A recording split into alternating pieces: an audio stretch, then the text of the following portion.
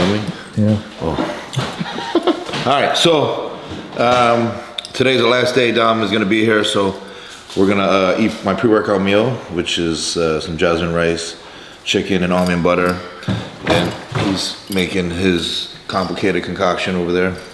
And, today's back day, so we're gonna eat this and then pretty much leave and go train back. Is it good? Yeah. Yeah. The only thing that's missing is the banana. No banana? This is the base day diet, so it's a little less carbs. Yeah. Sucks, I like my banana. I am, since I'm traveling back, I have my meals for after we leave. So I have pretty much what I do. I'm not in prep. I'll actually put 2 meals in a big Tupperware bowl, weigh out 2 meals, and then I'll eat half of them and then eat the other half later on. And then my pre-workout meal, I pretty much just made a basic concoction of, it's 3 ounces of chicken, 1 ounce of steak, and then I have 56 grams of cream of rice with a cup of egg whites. I actually did that for this because lately I've been doing 95 grams of cream of rice, and the volume of it kind of pretty much disrupts my digestion a little bit when I'm training. So this is the same way that I could kind of get the both without having the digestive issues a little bit with all the volume of the cream of rice when I expand it like that. The main thing with bodybuilding is being prepared. I'll tell you, like Nick's strongest attribute that makes him so good is that he's gone years, when I say years, without missing a meal. Which I'll tell you, like, that's by far the most important variable to determine like how successful you are, is your consistency to do that over and over and over again.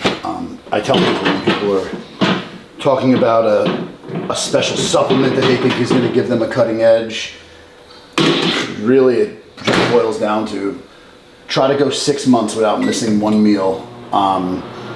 If you miss that 1 meal, the clock starts over. And if you go 6 months without missing 1 meal, I promise you, you'll see more progress from that than you would doing any of these other unorthodox methods and stuff that people sort of try to come up with to justify.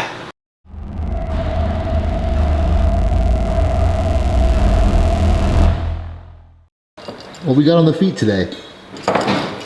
J's on my feet? Got the Jordan 4s, baby. Them Jordan 4s? Jordan 4s. Those are clean. Huh? Always fresh. Talk to him. Always fresh. Always fresh, bro. Hey. Takes forever.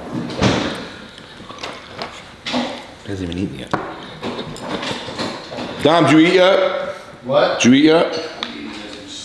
Oh, okay. Fucking female.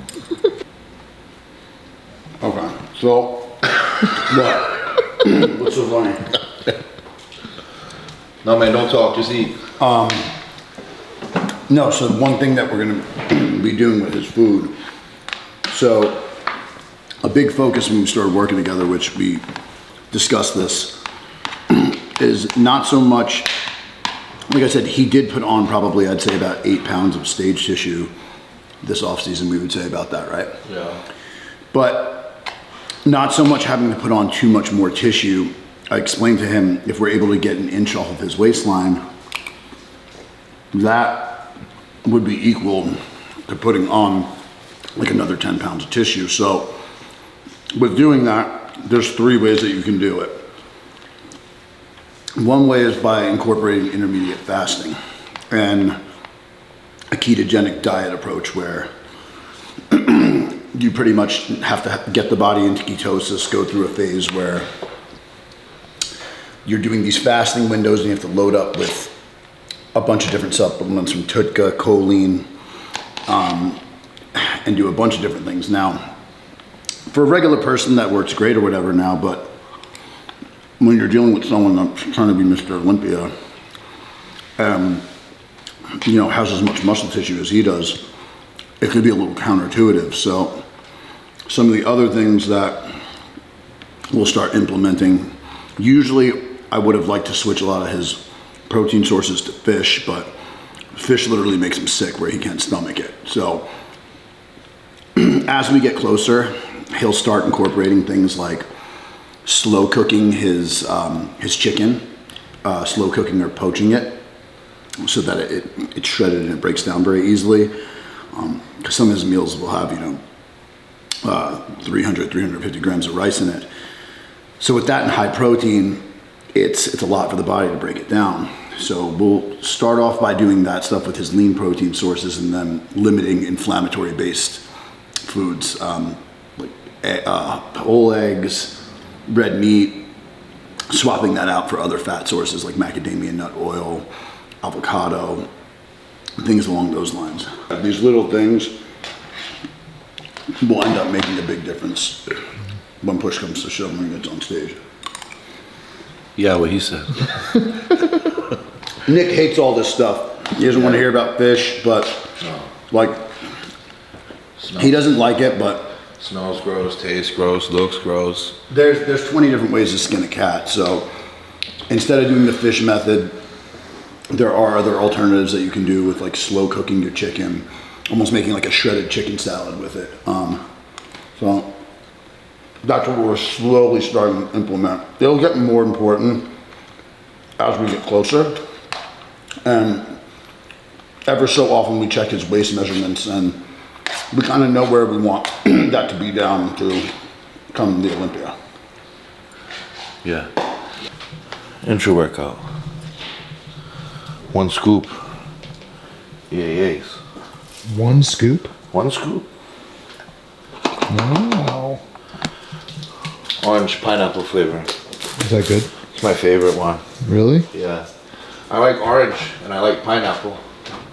Well, then it makes sense that orange pineapple would be really good. It's fantastic. Bloodshot. The only thing that sucks with this is clumpy. It's clumpy. Now, just so Fua doesn't get mad at me, it doesn't mean it's not a good. It doesn't. It's still perfectly fine. Right. I think it's the way you seal it. Right, but for me to get it in the funnel is the tricky part, because you gotta mash it up like potatoes.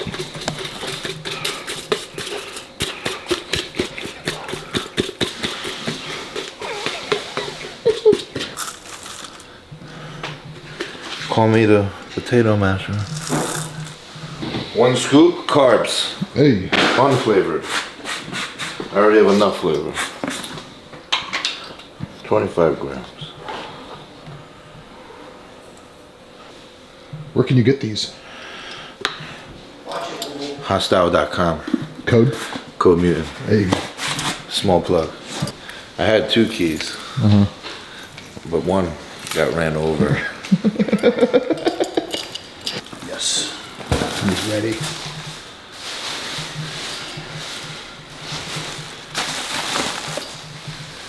Pee on my leg. Fucking dog peed on me. Alright, let's go to the gym. Yeah, I'm ready now.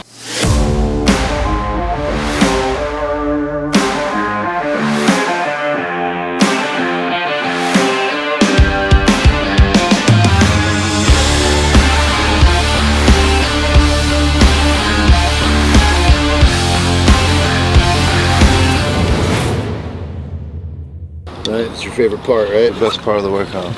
And Mobility. and then tomorrow will be a rest day for him. Pretty much his new diet goes kind of around his training. He goes 3 days on, then he takes an off day, which is a rest day, and that's a slightly lower carb, higher fat day, and then he goes into a higher carb day, which typically his leg days will probably fall on that day, where he'll be training legs, crushing his legs once every like 4 to 5 days, depending on how his body feels.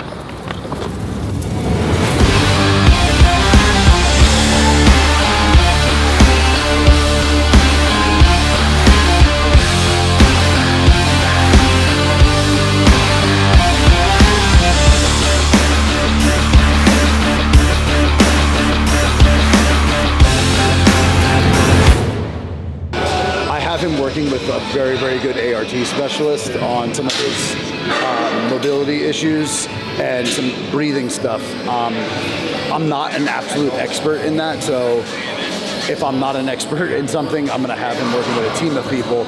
I know basics to it to make sure that he's doing it. But this is extremely, extremely important. Some of the details people don't really see in bodybuilding, but are going to play a big factor in one, his posing, his mobility in the gym, and also bringing his waistline down. And you're going to twist and dip one side down. And then breathe. Remember, inhale out through your nose, and then you're going to come right here.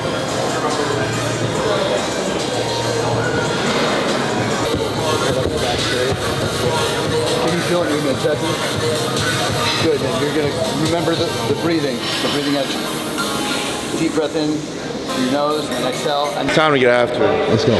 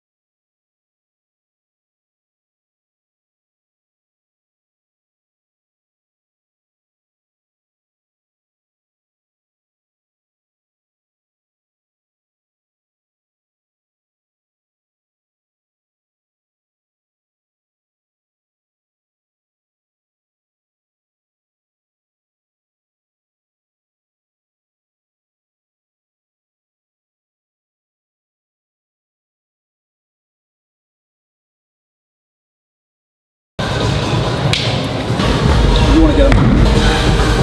If you need a minute to breathe. Come on. Good. Right here in your back pocket. Good. Come on. 4. Come on. 5. Come on. 6. Come on. 7. Come on. 8. Come on. You got 4 more. Come on. 10. Come on. 11. Come on. 12. That's good. Come on. Good stretch. Come on, right in the back pocket. 2. Come on. Come on. Come on. 5. Come on. Come on. 9. Come on. 10. 2 more. 1 more.